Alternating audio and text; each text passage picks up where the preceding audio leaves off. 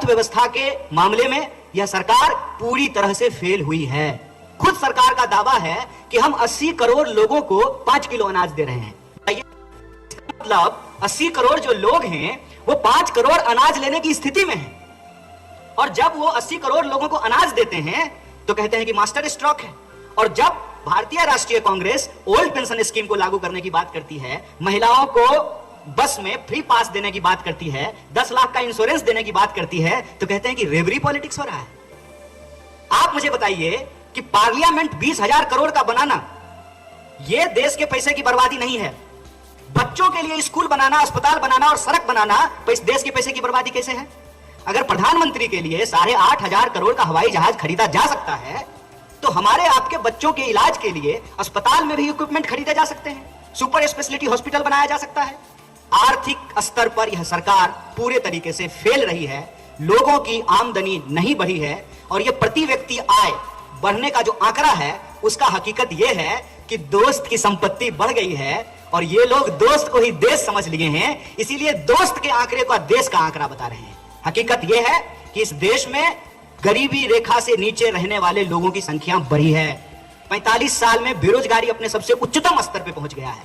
महंगाई लगभग दोगुनी हो गई है। यूपीए की जब सरकार थी 450 रुपए में सिलेंडर मिलता था, अब 1200 रुपए में सिलेंडर मिल रहा है। महंगाई बढ़ी है, बेकारी बढ़ी है, लोगों की आमदनी घटी है, और देश की संपत्ति को लूट करके अपने दोस्त के खजाने में पहुंचाया जा रहा है। एक सवाल बार बार विपक्ष ने पूछा है कि अदानी की सेल कंपनी में 20,000 करोड़ रुपया किसका है? इस सवाल का जवाब सरकार क्यों नहीं देती है? ये तमाम तरह की बातें कर रहे हैं, सब कुछ बोल रहे हैं। क्या कह रहे हैं कि अरे मोदी जी तो अब देश के नहीं विश्व के नेता बन गए हैं। वो कहावत आपने सुना है ना, घर में नहीं दाने आम्मा चली भुनाने। पहले देश का तो नेता बन जाइए, पहले देश के लोगों को जो वादा किया था उन वादों को तो पूरा कर दीजिए। और ये हमने नहीं किया था, आपने किया था, अपने ही मुंह से किया था, और हम उम्मीद करते हैं कि होशो हवास में किया होगा। आप जब भाषण देते हैं तो होश में ही भाषण देते होंगे। अगर आपने होशो हवास में अपना बयान दिया है, अपने घोषणा पत्र में ये लिखा है, अगर हमने अपने घोषणा पत्र में लिखा है कि हम ओल्ड पेंशन स्कीम लागू करेंगे, और अगर हम नहीं लागू करेंगे तो आप हमसे सवाल नहीं पूछेंगे? हमसे सवाल पूछेंगे ना, लेकिन उनसे सवाल कैसे पूछेंगे? 9 साल नो प्रेस कॉन्फ्रेंस, कहां सवाल पूछेंगे? वो अपने फेवरेट जर्नलिस्ट को नहीं, एक्टर को इंटरव्यू देते हैं और क्या बताते हैं कि आम कैसे खाते हैं। अरे आप आम कैसे भी खाते हो, आप ये बताइए कि हम खाना कैसे खाएं? आप क्या पहनते हैं, कितने घंटे सोते हैं, इससे हमको क्या लेना देना है? आप ये बताइए कि 45 साल में देश में सबसे ज्यादा बेरोजगारी कैसे हो गई? आप ये बताइए कि महंगाई लगभग दोगुनी कैसे हो गई है?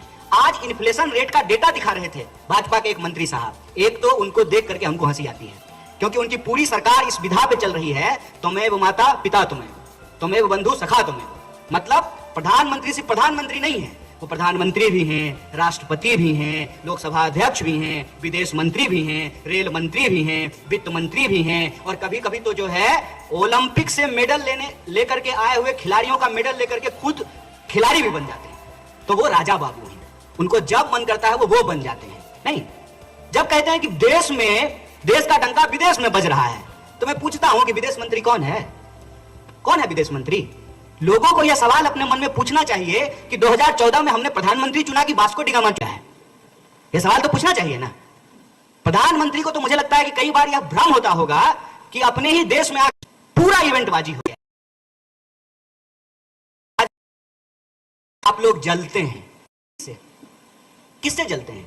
ऐसी जिंदगी अकेले फुटबॉल देखना पड़े? नहीं चाहिए, बिल्कुल नहीं जलते हैं। ऐसा जीवन बिल्कुल भी नहीं चाहिए।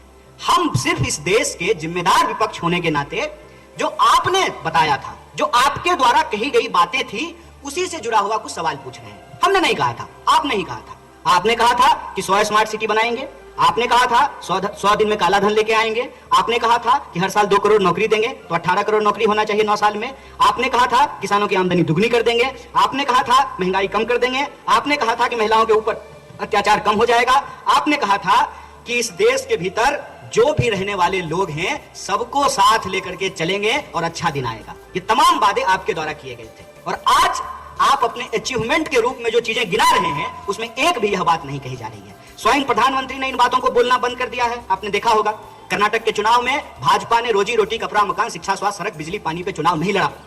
आपने हिमाचल का चुनाव देखा होगा, भाजपा में रोजी रोटी, कपड़ा, मकान पे चुनाव नहीं लड़ा। और आज आप कहीं भी बीजेपी के लोगों से बात करके देख लीजिए, आप जो ही रोजी रोटी की बात करेंगे, जो ही आप रोजगार की बात करेंगे, जो ही आप महंगाई की बात करेंगे, तो जानते हैं हम क्या कहेंगे? तो महंगाई कम करना प्रधानमंत्री का काम है, रोजगार देना प्रधानमंत्री का काम है। तो रोजगार देना प्रधानमंत्री का काम नहीं है तो बिजली के खंभे का उद्घाटन करना भी प्रधानमंत्री का काम नहीं है, वो काम विद्युत मंत्री का है। रेल का उद्घाटन करना रेल मंत्री का काम है, विदेश जाना विदेश मंत्री का काम है, वित्त पे कानून बनाना वित्त मंत्री का काम है, और कानून पे, व्यवस्था पे बात करना कानून मंत्री का काम है। आपने देखा होगा, अगर हम गिन करके एक एक करके आपसे सवाल पूछें और आपको जो है आपके समक्ष उन सवालों को रखें, तो किसी भी क्षेत्र में प्रधानमंत्री के द्वारा, भाजपा सरकार के द्वारा कही गई एक भी बात पूरी नहीं हुई है। अर्थव्यवस्था की बात हमने आपको बताई, कृषि और किसान की बात हमने आपको बताई, भ्रष्टाचार और मित्रवाद की बात हमने आपको बताई। यह कैसे संभव है भाई साहब कि देश जब गरीब हो रहा है, देश की 80% लोगों की आमदनी जब कम हो रही है, तो एक दो लोगों की आमदनी दिन दुगुनी रात चौगुनी कैसे बढ़ रही है? उसका कारण यह है कि ये किसानों से खाद पे जीएसटी लेना चाहते हैं, लेकिन अपने दोस्त ने को जो एयरपोर्ट दे दिया है उस पर उनको जीएसटी में माफी दे देते हैं। कहते हैं ना, सैया भय कोतवाल तो अब डर काहे का। जब दोस्त ही देश का प्रधानमंत्री हो और उसके विमान पे जब ये विचरण करते हो, तो प्रधानमंत्री जब है दोस्त तो हर कोई चीज उसी को मिलेगा। याद कीजिएगा इस बात को। 2014 में कहा अच्छे दिन आएंगे, 2019 में कहा मोदी नहीं तो कौन।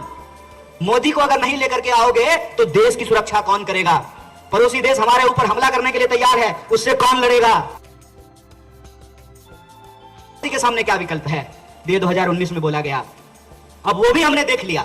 पुलवामा की हकीकत सामने आ गई, उनके ही द्वारा बनाए गए राज्यपाल ने उस पर सवाल पूछ दिया, तो अब वो गोल पोस्ट शिफ्ट करके जानते हैं क्या कह रहे हैं? डंका बज रहा है। कहां? दुनिया में।